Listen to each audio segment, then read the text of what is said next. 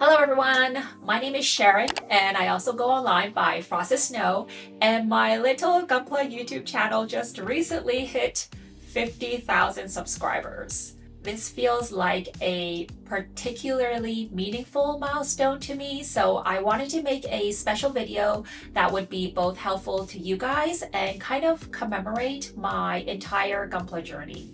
So I decided to go through the 72 videos on my YouTube channel taken over the course of 5 years and compile for you 50 Gunpla painting tips I wish I knew before I started painting Gunpla. Let's go. New Type is a fast and reliable source of Gunpla supplies in the US. For my fellow Canadians, our Gamma Hobby offers the largest stock of kits, tools, and paints. Before I start any video like this, I always give a disclaimer that a lot of what I'm sharing with you are based on my own priorities, preferences, and experience as a Gunpla painter. I also mostly use lacquer paints, so if I don't specify, you can assume that's the paint I'm talking about. I'm not saying everyone should paint the way I do, but if you like my work, here is a chronological guide to all my Gunpla painting tips and tricks. I've also included a thumbnail of the video it comes from if you'd like to watch it for more detailed explanations and demonstrations. So grab a drink and brace yourselves for a long ride. Tip number 1. Label runners with masking tape. When you have a lot of runners to work with, label the top of them with some masking tape. Write the runner letter or number to make it easier to see. The Mechanic Ziegler had 4 of these boxes. 2. Set aside junk parts before starting a kit. Instead of sanding and painting a part before realizing it's actually not part of a kit, remove them right from the start before starting anything. Remember to save your junk parts for test painting or scratch builds. 3. Determine the grade and goals of your kit before starting. During the planning phase, I always determine what grade, or basically how much effort, I'll put into a kit. I have my own standards A, B, C grades, so I don't get carried away before painting. I also always set 1 or 2 goals, usually a new technique like marble or urethane painting. The goal can also be to just enjoy a light build after a heavy project. Koreans call this a healing kit. 4. Rescribe panel lines so the accent flows better. While it's not necessary for casual paint jobs, I would recommend it if you want a really sharp and refined look. Panel lines can sometimes be quite shallow on Bandai kits, on which panel line accent will not flow well. To avoid an uneven panel line look, some light and some dark, rescribing can help deepen and darken the panel lines. 5. Trim nubs in layers. To avoid stress marks, that white little dot there, cut off nub marks bit by bit or level by level. This causes less stress and doesn't leave a big gouge. This is more important if you only straight build to not leave visible marks. I'm less meticulous when I paint. 6. Sand with 400, 600, and 2000 grit sandpaper. These are probably the most common grits you will sand with on plastic. 400 to remove nubs, 600 to smooth out the surface, and 2000 to refine it for kits you don't plan to paint or want a very smooth finish to. The numbers can, of course, vary a bit, like 400, 800, or 1000, but it'll all be in that ballpark. Additionally, invest more in higher grits. Over time, a 400 becomes a 600 and 1000 becomes a 2000. 7. Paint won't hide nub marks.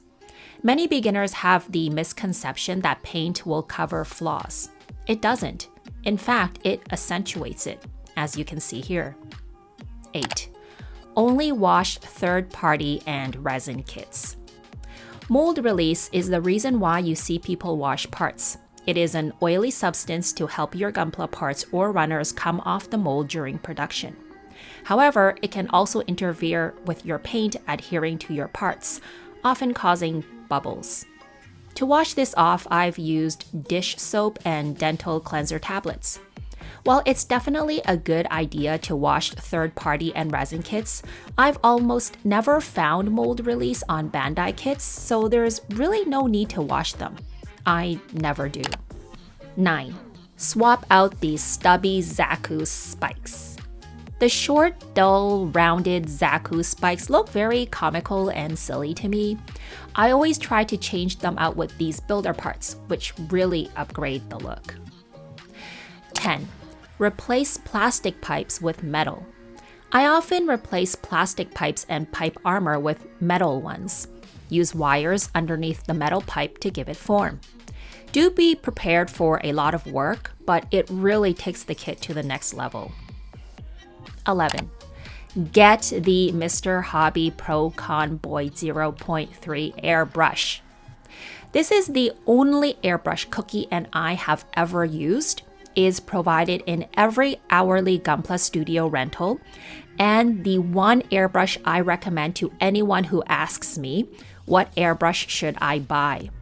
It is a great value, long-lasting airbrush with a very important feature, an air pressure adjustment valve. I don't recommend beginners buying an airbrush without one. It's very reasonably priced. I call it the poor man's good airbrush. My current one is the same airbrush I bought in 2016, nearly 10 years ago, and painted every Gunpla you've seen me with. If you'd like to see more of the painting tools I use, check out my Amazon storefront. 12. Set your compressor to around 25 psi. I always keep my compressor psi at 25. We never change it because Cookie and I are used to painting at Gunpla Studios where we share a compressor with our desk mates and are not allowed to change it. That's also why we use an airbrush with an air pressure adjustment valve. Whether I'm painting surfacer, top coat, or even urethane, it stays at 25. Of course, this depends on you and your airbrush. 13. Work inside your booth. I used to always keep unpainted parts outside, and as I painted, stuck the painted parts inside my booth. After moving to Canada, I had to downsize to a smaller booth. A lot of people think smell comes from overspray leaving your booth. However, I find it's actually from the painted parts sitting outside of the booth that really stinks up my whole room. If you can build or buy a big enough booth to work inside of, it can catch both dust as you sand and smell from painted parts. It really keeps your room cleaner and less smelly. 14. Thin your paints with leveling thinner. Leveling or retarder thinner slows down the drying time of paint, which can give your paint more time to even out, resulting in a slightly smoother finish, which is especially important for something like candy painting, where paint pools easily. I do also know it works because I noticed that I cannot even achieve a good marbled look with regular thinner, which dried too fast. I had to use leveling thinner to slow down the paint drying time so I could marble the paint.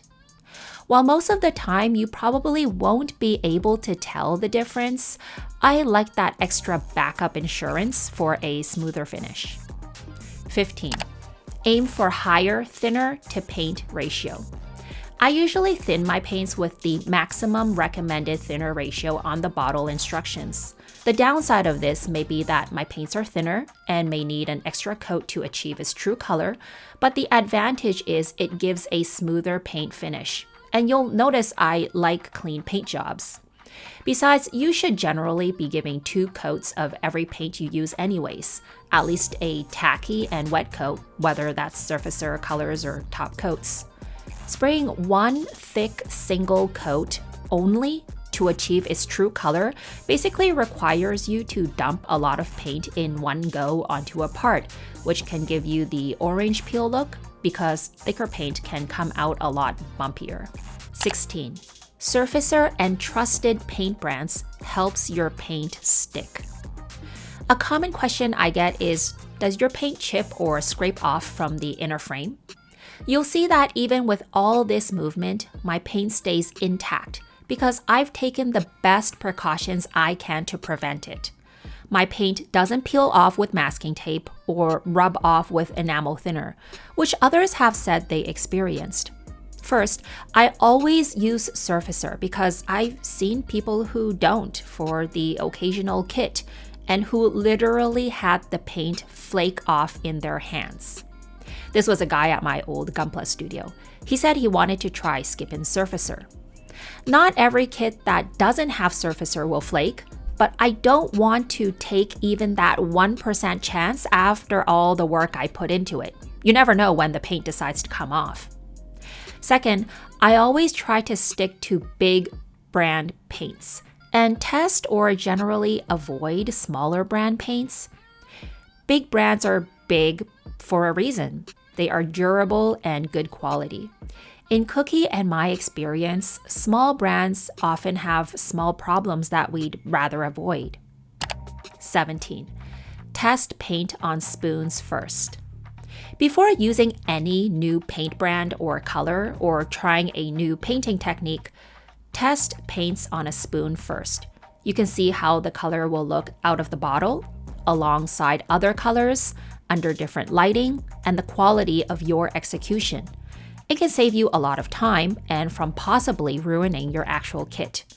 Remember to sand down your spoon, which I find usually have some oily substance on it, and use surfacer, or else the paint will likely flake off the spoon after drying.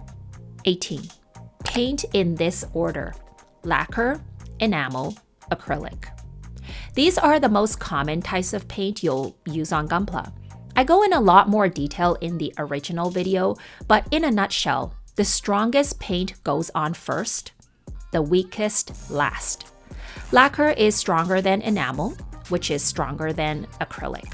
So paint in this order: lacquer first, enamel next, and acrylic last. If you happen to use all three of these paints, especially when hand painting, to avoid dissolving the paint below it. 19. The painting order can be broken. I know this sounds contradictory. I just said you had to follow a painting order, but in some cases, you may want to break the painting order rule. Here, I didn't have the paint in the color I needed, so to spray lacquer over enamel without melting it, I let the enamel completely cure overnight, then sprayed a tacky lacquer coat, which provides a kind of protection, and then a good wet lacquer coat over the tacky coat. I've also top coated my acrylic painted Warhammer minis with a lacquer top coat this way. The misty tacky coat from an airbrush is enough to provide a protection without melting the weaker paint underneath it. So remember, don't attempt this with hand painting. 20. Wipe your booth down often. The key to dust-free and smooth paint surfaces is constant cleanup, and this includes inside your spray booth. Wipe it down regularly, especially before top coat. 21. Clean and maintain your airbrush constantly. A lot of paint and airbrush problems happen from a clogged airbrush, paint buildup at the nozzle, or sticky trigger. You'll see your paint spit or not flow well. I clean regularly while and after painting. Never leave my paint in the paint cup for more than 10 to 30 minutes, and semi-submerge my airbrush in thinner in a glass bottle for deep cleans in the sonic cleaner whenever I feel like my airbrush has more problems than usual. 22. Start spraying off the part, not on it. Spray your paint starting here, from the corner outside of the part. This will help you avoid blasting the corner of the part when the paint first comes out of the airbrush and having to linger until it's at full blast. It'll also give an even coating of the edge of your parts. 23. Airbrush with a balance between the trigger, air pressure, timing, and distance.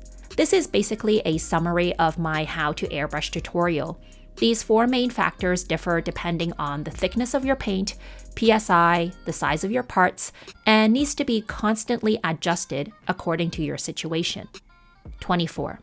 Prime with gray surfacer for color changes. Gray surfacer has more functions than just for paint adhesion. It also helps you to neutralize a darker color before you paint a lighter or brighter color. If you want to change a black part into a light blue, use a gray surfacer on it first. Something else you might not think about is that it also provides a neutral color for you to easily see how your paint is layering onto the part. If you decide to skip surfacer, shady, or use a paint that claims it doesn't need surfacer, which basically means it's likely mixed into the paint itself, making the paint quite thick, it's really hard to see how the paint is hitting the part. If you are painting a blue part in a similar blue paint, you won't be able to see how the paint is spraying on. Did it spray evenly? Is there too much or too little paint? I'm speaking from experience here. Surfacer does a lot more than you might think, and it's always worth your time to use. 25. Bright colors pop with a white or warm base. Not all colors will show up well or be true to color over gray surfacer. For example, yellow is a notoriously hard color to paint. It may not always look the exact tone you want or requires a few layers. After the gray surfacer, you could use a white foundation, warm flesh tones, or even pink under the yellow. The undertone will help the color pop or save you from painting many layers. There's many different colors of surfacer, and as you go, start learning which ones suit which colors well. 26. Paint 2 coats for the glossiest black. When trying to achieve high gloss and shine for candy paints, make sure everything underneath it reflects that. Literally. Notice 1 coat of gloss black dries quite matte. For my candy paints, I make sure my black is as glossy as possible. Give it a good second wet coat. I spray at a slightly higher intensity, as high as possible without pooling, to achieve a really glossy finish for my black before metallics. Some people even use a glossy top coat. I'm a little lazy and I don't want to change out colors, so I make sure to at least do 2 coats of a glossy black. 27. Use a bright silver for candy paint. I don't like really light, wishy-washy, or overly dark, verging on black candy paint jobs. I always aim for candy colors that really pop with a lot of depth. To achieve this, I use the brightest, almost white silver I can find, usually any brand, some kind of aluminum silver. This gives it the pop. For a deep, translucent, candy-like color, I often use 4 to 5 thinly layered coats of clear color paint. 28. Candy paint in multiple thin layers. Candy painting uses clear paints, which, unlike opaque paints, tends to be thinner with lower pigment content. As a result, it flows more freely and can pool at the edge of a part more easily. I see this a lot on candy painted kits, when you get a chance to look close enough at them. Rather than trying to get the final color with 1 single layer, which is always a bad idea, paint in multiple thin layers. I usually do a minimum of 4 to get that deep, hard candy look. 29. Let panel line accent flow from 1 entry point. Find a point where you think the panel line accent can flow well to fill in a whole panel line. Let gravity do the work. This is to minimize cleanup, especially if you use a Q-tip instead of a wand master, because Q-tips can leave little strings of cotton. It's also very easy to miss spots and smears during cleanup, so having as little as possible from the start is best. 30. Use your pinky as a stabilizer. Your pinky finger can act as a stabilizer when you hand paint or scribe panel lines to avoid shaky hands. 31. Apply enamel paint from the center out. With fresh paint on your brush, work your way from the top to bottom or highest to lowest point of the part to avoid painting over the edge of a detail. Start painting near the edge when your paintbrush has less paint on it. 32. Don't clean up enamel paint along or parallel to panel lines and details. Clean up your enamel painted details or panel lines only after it has fully dried or at least for a few hours. Otherwise, you may activate the paint again with the thinner on your Q-tip and smear your work. Make sure to wipe off excess enamel paint across or perpendicular to panel lines and details instead. 33. Use a wet wipe, masking tape, and brush to remove dust. For the high finish, super glossy kits, especially before a urethane top coat, I make sure my parts are completely dust-free. I use a wet wipe to remove static, masking tape to remove dust from my brush, and then brush off my parts, all before painting. 34. Urethane paint can be easier than it looks. I was a bit scared to paint with urethane because people made such a big fuss of it. They measure down to the gram with fancy scales or claim you need a 0.5 needle airbrush. However, I didn't do any of these things. I just used a measuring bottle, used my 0.3 needle airbrush, and sprayed with just a little more air pressure than usual at my 25 psi. The only precaution I would take very seriously is to disassemble and completely deep clean your airbrush to make sure no urethane residue will dry and clog up the airbrush. 35. Dab putty to add a rough texture. Use a sponge to dab on some putty or anything that you think can give a rough texture to create a more realistic weathered look. 36. Spray a matte top coat before weathering. Matte surfaces are rougher and allows paint to adhere to it more easily. You will find whatever you are trying to weather will not stick well to a glossy surface. 37. Keep acrylics moist on a wet palette. A wet palette helps to extend the drying time of your acrylic paints, so you can work with the paint longer and waste less. Ours is homemade using a shallow tray, sponge, and parchment paper filled with some water. 37. Try the oil dot method for color depth. In the real world, things don't weather and age in one color. Use a variety of colors to create more color depth. 39. Buff away debris with light sanding. Dust or specks of paint can get on your parts while painting. You can try removing it with a very light 2000 grit sanding sponge after the part is completely dried. Using a light hand could save you from having to repaint the part. If it is embedded in the paint though, sand as little as possible and then spot paint the area. 40. Use a tacky coat to detect and protect from mold release. Even though I washed these parts, some still had mold release, especially from certain runners. Before fully painting parts like these, apply a tacky coat. This helps you see the oily substance and provides a light tacky layer between the oil and paint. Compare this first part, which I sprayed a single wet coat, and this second part, which I sprayed a tacky and then wet coat. This is a faster way to handle this problem if you don't want to scrub or sand every part, especially for a huge kit. This was the Mechanicore Ziegler. Tacky coats actually can be utilized in a lot of ways if you understand how paint can work. 41. Test fit before committing. After painting, parts can be very tight during final assembly. Feel for it as you assemble. Is this part going to have trouble going in? If so, give it a test fit, but don't push all the way. Leave enough room to easily pull it back out so you can make any adjustments. 42. Scrape or cut pegs of tight parts. When you have fitting problems on third-party kits, don't be afraid to generously cut parts of the pegs or even an entire peg off.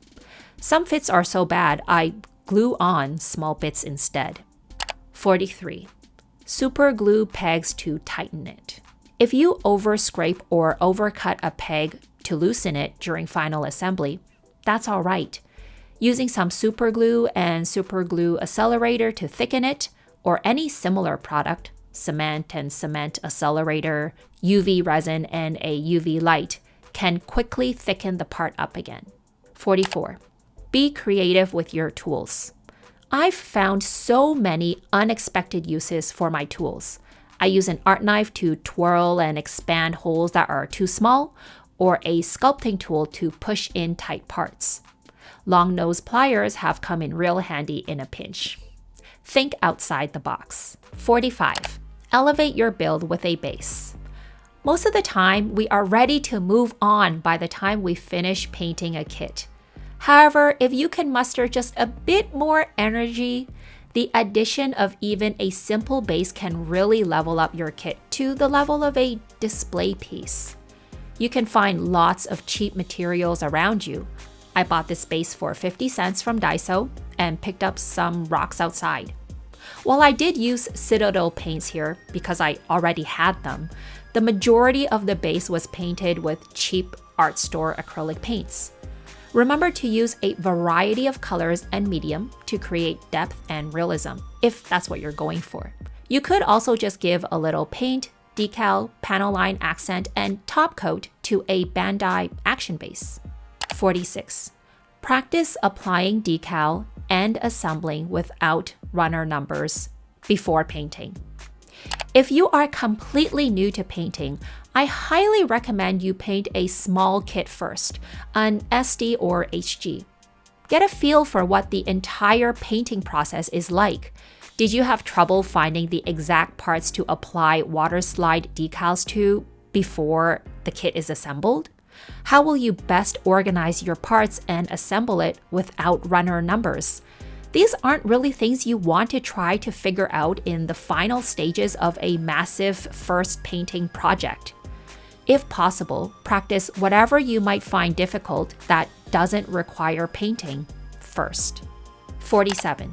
Test complicated paint jobs on a small kit first. Marble painting on a small kit, rather than spoons, taught me a lot to prepare for a bigger kit.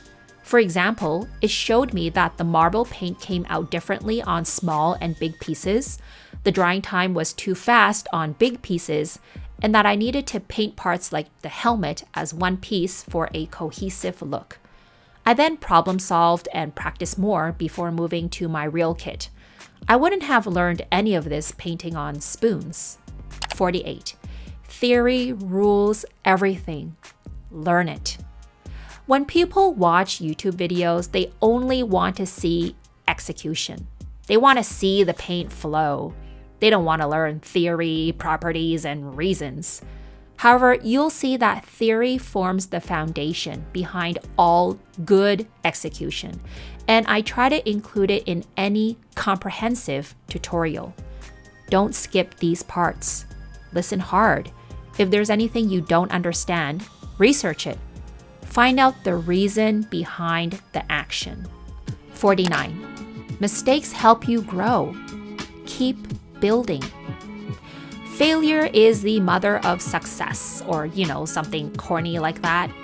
I remember being told what I should do, reading up on the properties of paint, but none of it really stuck until I made a mistake. Once you make that mistake and ruin your part or kit, you'll learn something new for life. A lot of the rules, theory, and paint property I tell you in this video are things I learned from my own mistakes. 50. No glamour, just labor.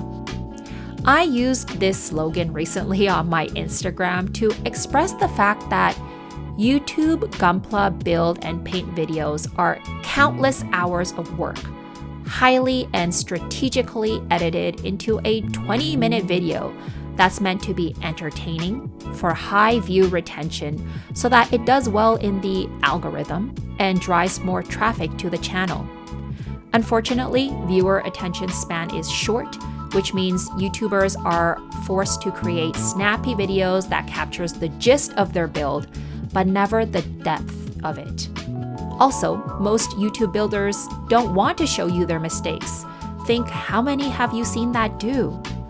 However, I personally have never had a perfect build. Parts never just snap together. I chip my paints, I break my parts. I've seen Cookie's mistakes too. Everyone makes mistakes. You do, I do. Remember that.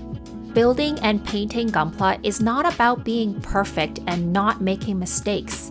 It's about making a lot of mistakes and learning from them. Wow, did you make it through the whole video? Dedication.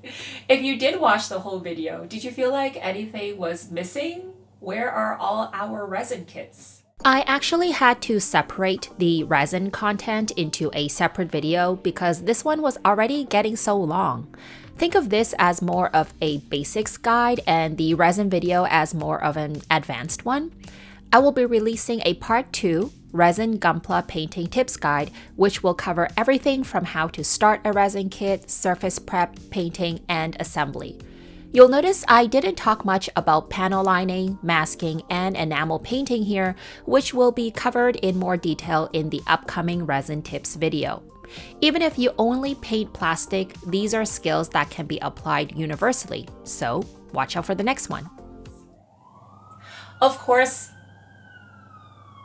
course, I would like to extend a deep thank you to my Patreon supporters who receive special perks like real-time extended versions of my work in progress videos, access to my private Discord server, and the Shading Group Challenge, which is still open for registration.